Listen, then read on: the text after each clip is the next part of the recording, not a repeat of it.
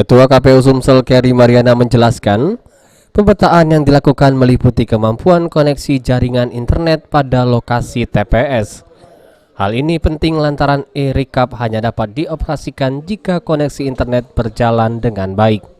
E-Rekap akan menggantikan salinan rekapitulasi di TPS. Dan dengan sistem e-Rekap, KPPS tinggal mengirimkan foto plano ke aplikasi atau server yang sudah disiapkan. Selain sistem, hal yang paling penting dibutuhkan dalam penerapan e-Rekap yakni tenaga yang memiliki kemampuan dalam memahami hal tersebut.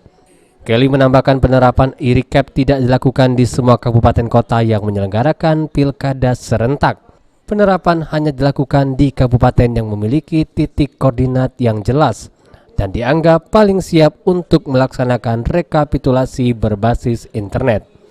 E-Rekap ini sepertinya akan memang dilakukan, tetapi belum ada kepastian apakah untuk semua.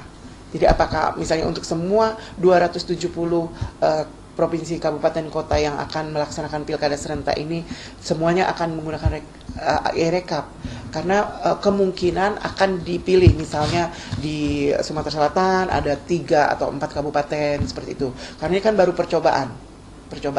Nah, persiapannya apa? Bahwa sekarang kita 7 kabupaten yang akan pilkada ini sudah diminta melakukan mapping TPS dan melakukan menyimpan titik koordinat masing-masing TPS.